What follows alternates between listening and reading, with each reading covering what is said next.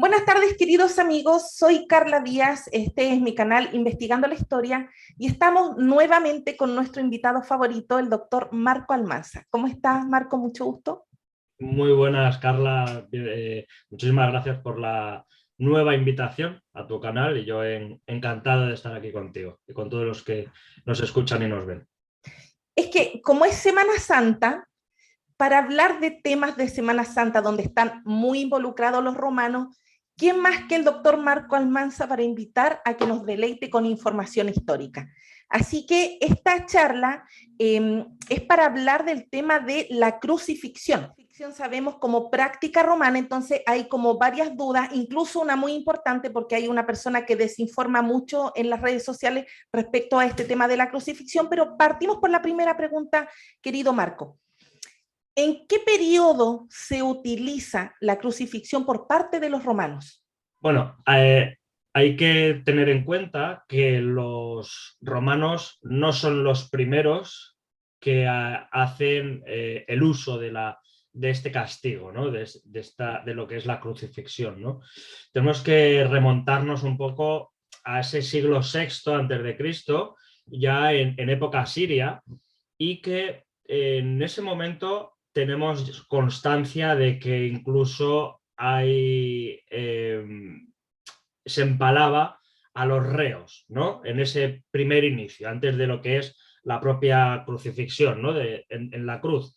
Pero los castigos ya en palo vertical ya lo practicaban los asirios, y luego también conocemos, gracias a Herodoto, que el rey persa Darío I, más o menos allá en el siglo VI antes de Cristo, también siglo VI, V, también crucificó y empaló a 3.000 babilonios, ¿vale? Como forma de castigo.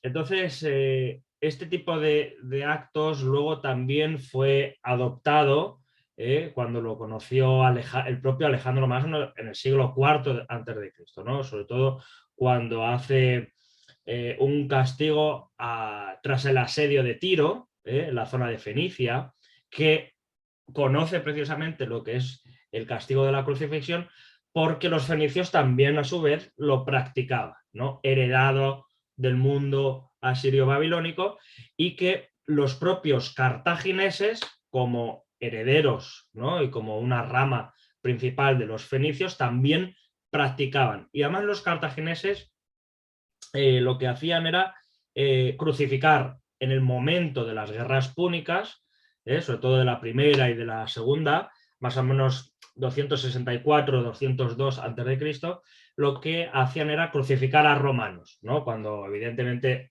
ganaban los cartagineses, pues en muchos casos crucificaban a romanos. Entonces los romanos dijeron, oh, qué interesante castigo es este, ¿no? Entonces cuando los romanos ya empezaron a ganar, a vencer a los propios cartagineses, le dijeron, bueno, pues por venganza, ahora los romanos vamos a crucificar a cartagineses. Y entonces les gustó tanto ese tipo de castigo que dijeron, oh, pues lo vamos a aplicar al mundo, a nuestra tierra, ¿no? Y claro, esto es un tema muy importante, ¿no? ¿A quién practicamos la crucifixión? Bien, pues, por ejemplo, a los ciudadanos romanos, por ley, se les está prohibido hacer este tipo de castigos. Casi cualquier tipo de castigo físico, ¿vale? Y entre ellos la crucifixión, porque hay que entender que la crucifixión no es la muerte inmediata, sino que es una muerte lenta y dolorosa durante un largo tiempo. Pueden pasar días e incluso en algunos casos semanas, bajo la intemperie. Y por tanto es una muerte bastante agónica, Pero muy igual, sufrida. súper importante lo que dice es que la crucifixión no es propia de los romanos, entonces ya ahí nos aclara muy bien el panorama de que ellos la heredan o la toman desde los cartaginenses y que ya antes los asirios los practicaban. Claro, y los griegos en su momento, ¿no? Con Alejandro Magno, ¿no? Pero es importante también el hecho de que los romanos no lo practicaban a ciudadanos romanos. Y esto lo digo porque se practicaba a esclavos, quizás a ciertos libertos, a los infames, seguramente también. Infames es una categoría social que no eres esclavo, pero tampoco es ciudadano romano. Por ejemplo, los gladiadores o, por ejemplo, actrices, actores, actores de teatro, etcétera, etcétera. Es posible que a ellos la crucifixión se les pueda hacer o no. Está ahí en duda la cuestión. Y digo que esto porque es importante, sobre todo la crucifixión por antonomasia que más conocemos, ¿no? Es la de Jesucristo, que Jesucristo no era ciudadano romano y por consiguiente fue crucificado como uno más, ¿vale? Claro. No era ciudadano romano, era ciudadano de una provincia que era de Judea, pero él no tenía la ciudadanía romana. Si él tuviera la ciudadanía romana, la crucifixión de Cristo no hubiera sido posible y por tanto el símbolo de la cruz en el cristianismo tampoco hubiera nacido. Ajá, claro, ya. Entonces, Buen punto fijaos aclarado. cómo cambia el hecho de la categoría y la ciudadanía romana, que si Jesús se hubiera registrado como ciudadano romano y no como ciudadano de Nazaret, ¿no? Entonces, el cristianismo, bueno, no me atrevo a decir que no hubiera nacido, pero por lo menos el símbolo de la cruz no lo tendríamos presente. La segunda pregunta, que esta es la importante referente a lo que dije cuando te presenté. Los romanos clavaban o ataban a la cruz a estos sentenciados. Es importante porque hay por ahí una persona en las redes sociales que desmienten que estos sentenciados hubiesen sido clavados y dice que todos eran atados. ¿Qué información manejas tú, Marco? A ver, se hacen las dos cosas, se ata y se clava, pero ¿se ata cómo? Vamos a ejemplificarlo físicamente. Evidentemente no me voy a crucificar, pero que voy a señalar dónde precisamente lo real, a base de estudios de anatomía forense y anatomía y digamos de medicina, digamos que podrían hacer la crucifixión. Además, arqueológicamente también se ha encontrado algún tipo de hueso con un clavo atravesando lo que es una parte del hueso que ahora vamos a ver, ¿vale? La crucifixión se produce evidentemente o bien con los brazos en horizontal o bien hacia arriba, y en cualquiera de las dos formas, o en diagonal incluso, porque también nos encontramos en crucifixión en aspas, pero supongamos la cruz latina, lo que se llamaría la cruz latina, ¿no? Que sería, digamos, como esta que llevo aquí. Bien, pues al reo, al condenado, se le clavaría un clavo, pues se le atravesaría un clavo por la zona de la muñeca, para que lo atraviese por el otro lado aproximadamente un clavo de unos 20 centímetros aproximadamente, o incluso puede que alguno más, algún centímetro más. Y entonces tiene que ser por la muñeca, no por la palma, ¿vale? En muchas representaciones de iglesias y catedrales cristianas vemos al Cristo crucificado con un clavo por la palma de la mano. Y esto claro, incluso películas. No puede ser. Incluso películas te muestran que lo clavan acá. Claro. Creo que La Pasión de Cristo de Mel Gibson, creo, no recuerdo bien, creo que aparece con la palma, ¿no? O, por ejemplo, todas estas, digamos, apariciones de sangres en la palma de la mano, lo que hace es realmente redundar en algo que es falso. ¿Vale? ¿Por qué no se puede hacer en la palma de la mano? Bien, sí, y esto es fácilmente comprobable cuando busca alguien en Google anatomía de la mano, o incluso se la puede uno tocar. Aquí tenemos una serie de... No soy médico, ¿vale? Eso para empezar, pero para poder explicar lo siguiente, creo que puedo entender algo.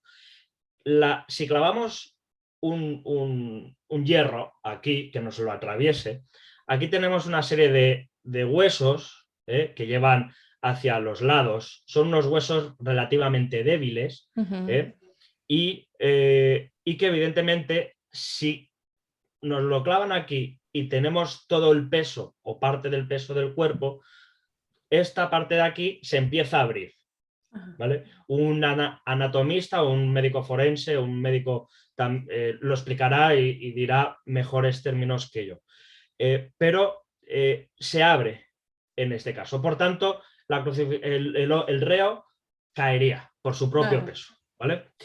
¿Qué ocurre aquí? Aquí tenemos una serie de huesos, el cúbito y el radio, donde en su terminación con lo que es la muñeca, aguanta mucho mejor el peso, ¿vale? Sobre todo si se clava entre los dos huesos, ¿vale? Ahí tiene una mejor sujeción, sobre todo también por el tema muscular, ¿vale? Claro. Es mucho más fuerte la parte de la muñeca que la parte de la palma de la mano.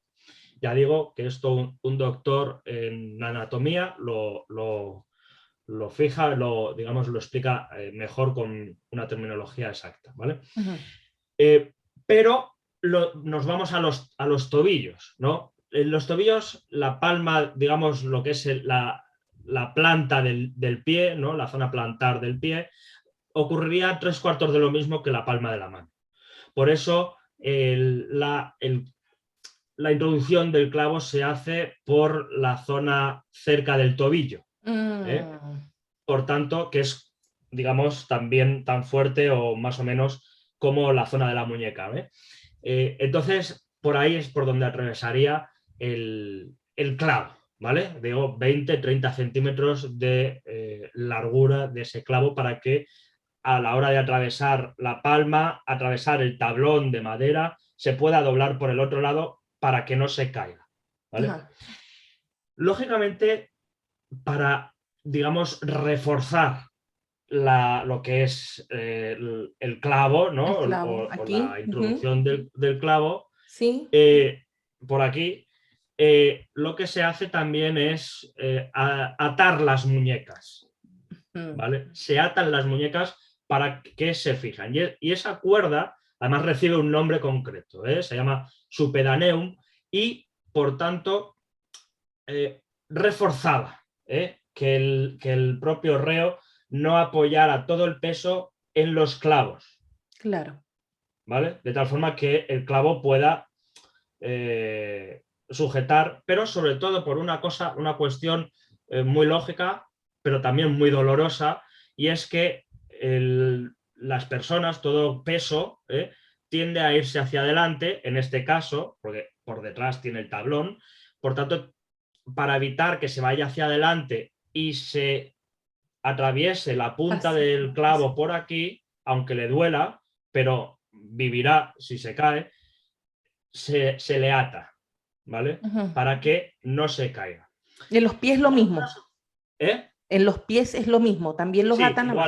Igualmente. De hecho, en los pies va apoyado para que tampoco muera pronto y, ya digo, aguanten bien el peso, los clavos y las cuerdas. Va apoyado sobre un madero que se llama sedile, ¿vale? Entonces, eso lo vemos también en algunas cruces, alguna recreación de las cruces, donde va apoyado sobre un trozo de madera triangular. Ajá. Es verdad que en la combinación de estas dos puede ir una de ellas que es solo con cuerda, ¿vale? Y esto es simplemente, la atadura con cuerdas es simplemente para recibir un castigo o que no es la propia crucifixión. Es, por ejemplo, recibir unos latigazos. O sea, cuando la intención no es que muera. Claro, porque con cuerdas no se aguanta el peso. Lo que el romano lo que hace es querer clavar a la cruz. Por tanto, el tema de las cuerdas es algo que es para recibir un castigo inmediato, pero luego soltarle y Ajá. curarle incluso. Claro, Mm. y algunas personas incluso se pueden preguntar, ¿se puede uno salvar de la crucifixión una vez clavado en ella? Pues generalmente tenemos constancia, digamos, de que todos los crucificados morían, ¿vale? Sin embargo, hay algunos momentos, sobre todo en la guerra judía, y esto nos lo cuenta, por ejemplo, Flavio Josefo, que vio ahí en Judea cuando el emperador Tito venció a los judíos y bueno, pues tuvo ese triunfo sobre Masada, por ejemplo, es una de las ciudades de Judea u otras del territorio. Flavio Josefo conocía a 3 de los condenados, de los crucificados. Y entonces fue a Tito, porque bueno, Flavio Josefo no era un ciudadano menor, no era alguien menor dentro de lo que es el mundo judeo, y le dijo a Tito, por favor, libera a estos que son amigos míos, tal, lo que sea. Y esto nos lo cuenta él mismo, el propio Flavio Josefo. Y nos dice que los 3 les bajaron, a los 3 se les curó las heridas mediante un médico, 2 de ellos murieron y uno de ellos sobrevivió. Ujú. ¿Vale? Y entonces esto lo cuenta Flavio Josefo en su obra, ¿vale? Tras el asedio de Jerusalén. Entonces, claro, tenemos estos, digamos, datos, ¿no? Estos ingredientes para lo que es la crucifixión, ¿vale? Mm. Bueno, no sé si viste la serie Vikingos, que está recreada Sí, siglos posteriores de todo esto, cuando a este sacerdote Atelstan lo crucifican, él se salva. Luego lo bajan, le quitan el castigo y crucificado logra vivir.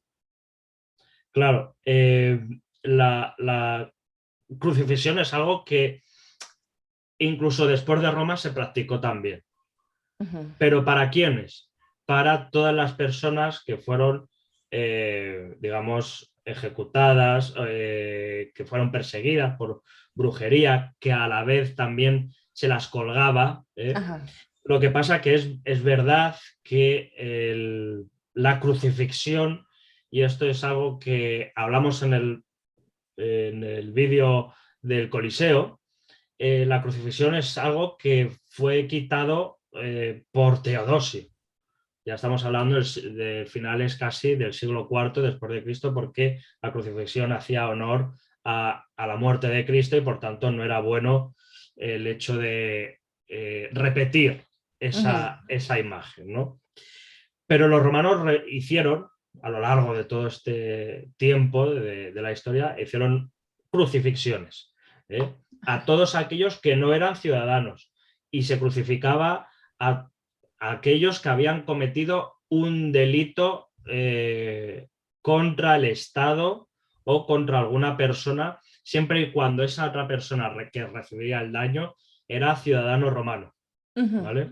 Ok. Es decir, un esclavo mataba o hacía daño a un plebeyo, aunque sea de la más baja estirpe, pero era ciudadano romano y este lo denunciaba, el esclavo era crucificado, Ujú. ¿vale? Aquellos que se revolvían contra el Estado, como los seguidores de Espartaco, por ejemplo, fueron también crucificados, ¿vale? Ujú. Cuando a Espartaco se le vence, al sur de Italia, en el río Silario, eh, en el siglo I antes de Cristo, lo que ocurre es que, bueno, aparte de que parece ser que según Tito Livio su cuerpo no fue encontrado, pero seguramente fue crucificado, también, y además tenemos la película magnífica de Espartaco, de Stanley Kubrick, donde aparece incluso crucificado el propio Espartaco, ¿no? Ujú. Pues imaginaos 6.000 gladiadores o esclavos, ¿no? Que se convirtieron a gladiadores, tanto hombres, mujeres y niños se crucificaban a lo largo de toda la historia, no solo en Roma, sino también anteriores. por toda la vía Apia, hasta desde Capua hasta Roma. Por tanto, bueno, pues ahí tenemos una gran crucifixión. Y esto es una de las cosas que también se daba para dar miedo, pero también enseñar a toda la población a que quien se rebelara contra Roma le pasaba algo como esto, ¿no? Una pregunta, Marco. En este tiempo de cuando los romanos tenían tomado Judea, estaba el tiempo de Jesús, hay harta documentación, ¿cierto?, por parte de los romanos. Sobre la ocupación o sobre qué. Sí, esos tiempos donde también se castigaba, se crucificaba. ¿Se tiene harto Sobre, antecedente? sobre los tiempos de Jesús realmente hay poca información. Ajá. Y dentro de esa información, ¿habrá algo semejante a un crucificado que luego entra en su tumba y luego la tumba está vacía? Bueno, eso, por ejemplo, ningún autor romano lo dice. Si no recuerdo mal, ningún autor romano lo dice. Esos son, digamos, textos cristianos, de autores cristianos, que están hablando a partir del siglo III, IV después de Cristo. Ajá. Es decir, que han pasado 300 o 400 años antes de ese propio hecho. Igual que la mayoría de los evangelios son de gente que no ha conocido ni siquiera a Jesús. Por tanto, lo que nos pueden transmitir los autores cristianos o los evangelios es lo que de oídas han ido escuchando, ¿no?, después de 300 años. Claro. ¿No? Entonces, está realmente muy tergiversado. Y de hecho, a colación de la pregunta que haces, es también necesario hacer una lectura crítica de los textos, no solo textos evangélicos, por supuesto, sino también de las fuentes, de los datos de información que nos transmiten los autores paleocristianos, ¿no? Tertuliano, San Agustín y demás autores que hay, ¿no? Entonces, claro, por ejemplo, cuando hablan de las crucifixiones, ¿no?, cuando habla, por ejemplo, Tertuliano, San Agustín, San Ireneo o Prudencio, algunos que hablan sobre esto de las crucifixiones, ellos, digamos que aumentan, inflan la cifra de crucificados. No es algo que diga yo, ya también esto lo dice otro autor que he citado varias veces aquí contigo, que es Raúl González Salinero, profesor de la UNED de Madrid y por tanto un especialista principalmente en la religión cristiana y judía Sí. tanto de los primeros como de los Sí, que por tiempos cierto su libro tiene muy buena crítica de Antonio Piñero. Sí, sí, lo sé.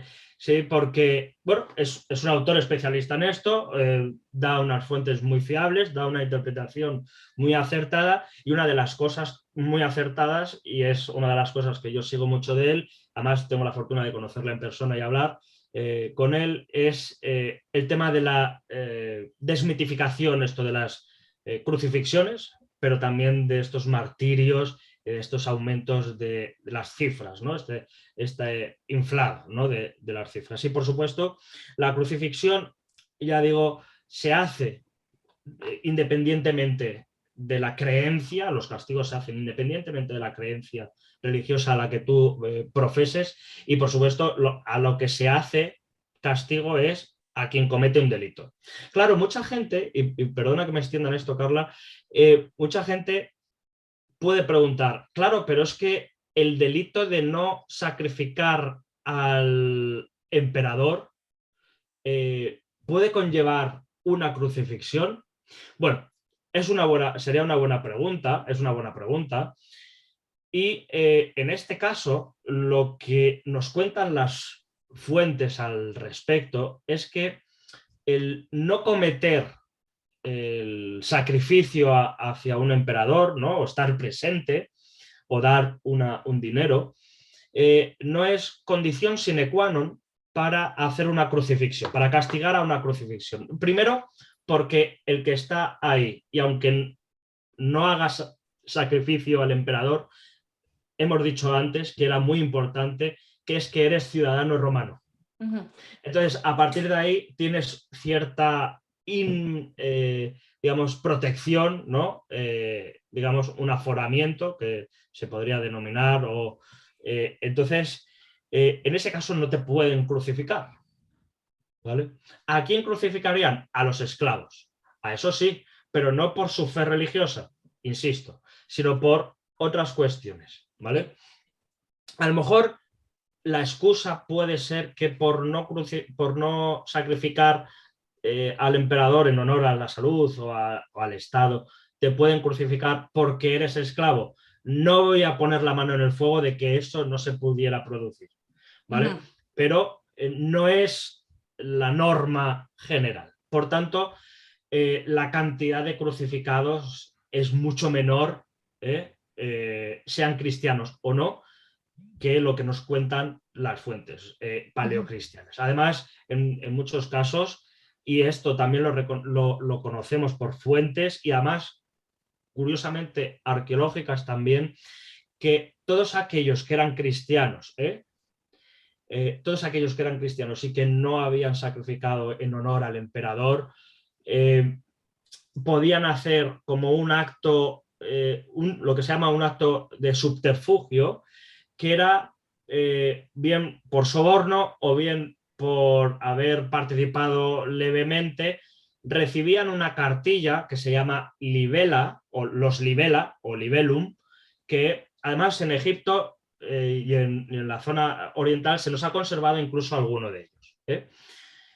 Y claro, esos libela nos está indicando que hay gente que, bueno, recibe eso como certificado de que ha sacrificado en honor al emperador, ¿vale? Y por supuesto conseguimos, y seguramente haya falsificaciones de esos libela y esas cartillas de sacrificio al emperador. Echa la ley, echa la trampa. Las falsedades estas, si no, creo que no se han conservado ninguna, por desgracia, o las hemos dado como válidas, pero es posible que igual que en época republicana tenemos discos o fichas de falsificaciones de recibir comida, para recibir más comida, seguramente haya falsificaciones por el tema con esto de los libela y el sacrificio en honor a la salud del emperador, igual que las falsificaciones que existen hoy en día. Buenísimo, Marco. Bueno, para ir finalizando, un comentario que tengo acá bien importante que hacer. Es bueno invitar a personas que manejen estos temas porque hay que intentar acabar con esta desinformación o esta ignorancia. Yo me recuerdo en mis tiempos de cristiana en la iglesia, se creía que Jesús fue el primer cristiano crucificado o que lo habían crucificado por ser cristiano. Entonces, esa ignorancia es la que debemos combatir y es muy necesario tocar estos temas de historia, sobre todo con historiadores, con expertos en estos temas, en el caso tuyo, que todo lo que tiene que ver con Roma es tu especialidad. Así que te agradezco, como siempre, el poder aceptar las invitaciones que te hago, porque para mí es muy necesario informar a la gente. Sí, bueno, para, digamos, el hecho de la crucifixión, que evidentemente Jesús, pues como hemos dicho, no era ciudadano y por tanto fue crucificado, pero no por su fe, porque primero, para empezar, el cristianismo no existía. Eso, punto número uno. Cristianismo con Cristo no existía. Y es un poco chocante, pero el cristianismo nace tiempo después, ¿no? De hecho, en el año 107 si no recuerdo mal, cuando aparece la primera palabra como cristianismo, en griego. Y además, en este sentido, las cruces han jugado también un papel importante como amuletos, ¿vale? Hoy en día, cualquier persona puede encontrar una cruz como esta, o una cruz griega, o una de distintos tamaños, materiales, valor, de oro, de plata, de concha, de coral, de cualquier otro material. La cuestión es que la cruz, por ejemplo, no se lleva como amuleto hasta el bien entrado, digamos, este siglo tercero después de Cristo, o cuarto, perdón, cuarto después de Cristo, a mediados aproximadamente del siglo IV, más o menos en el 333, 350, por ahí está la transición en el que el amuleto, como la cruz como amuleto, perdón, empieza a utilizarse de forma cotidiana y más extendida, ¿no? Ujú. Y esto, la cruz como amuleto colgando aquí sobre el cuello, o incluso hoy en día, ¿no?, en los rosarios sobre las muñecas y demás, es algo que adopta la religión cristiana, el mundo cristiano, e imita, digamos, y le da un significado a portar la cruz sobre sí mismo, ¿no? Ajá. Algunos dirán que es portar la cruz como Cristo portó la suya, ¿no? Pero posiblemente, que eso no digo que no sea verdad, pero de forma paralela también sirve, y además hasta el día de hoy, y eso cualquiera que lleve una cruz y sea creyente y sobre todo también tenga un poco de mente abierta va a coincidir conmigo seguramente, es que el amuleto tiene un elemento protector. La cruz tiene un elemento protector como amuleto, valga la redundancia. Entonces, y eso ya lo utilizaban los romanos, evidentemente antes que los romanos, por supuesto, también, pero cualquier cristiano que nos esté escuchando, muchas veces, o lo hemos visto en películas, lo hemos visto en libros o en cómics, o lo que sea, series, cómo se Lo ves, besan la propia exacto. cruz para pedir, ¿no?, a Dios o a Cristo, digamos, la protección o la valentía o el arrojo o cualquier cuestión que se le esté solicitando.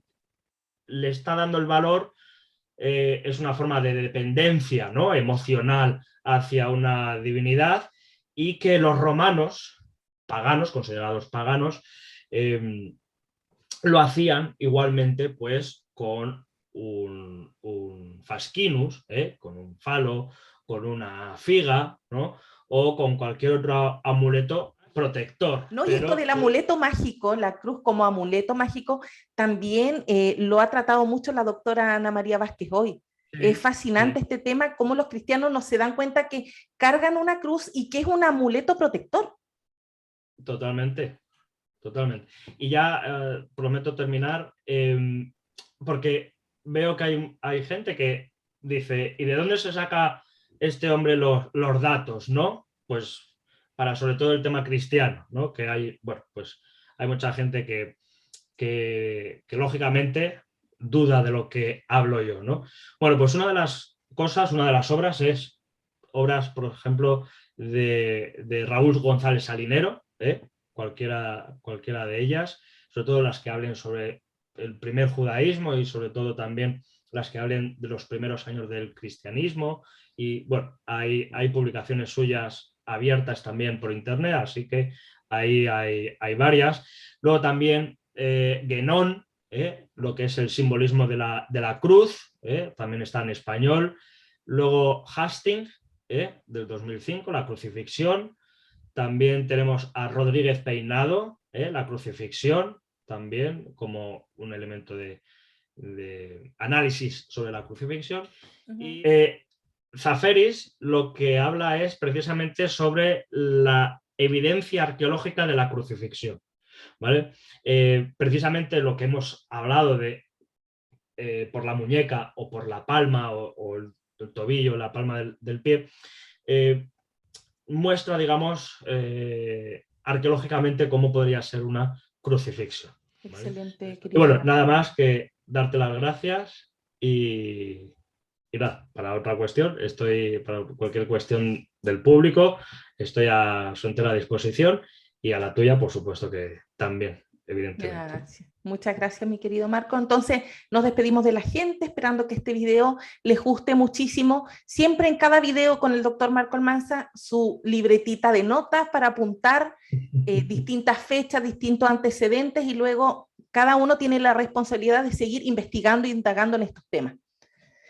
Así que nos despedimos y esperamos que les guste el video a los amigos que pronto lo ven en diferido dentro de esta misma Semana Santa. Así que, adiós. Marte bene.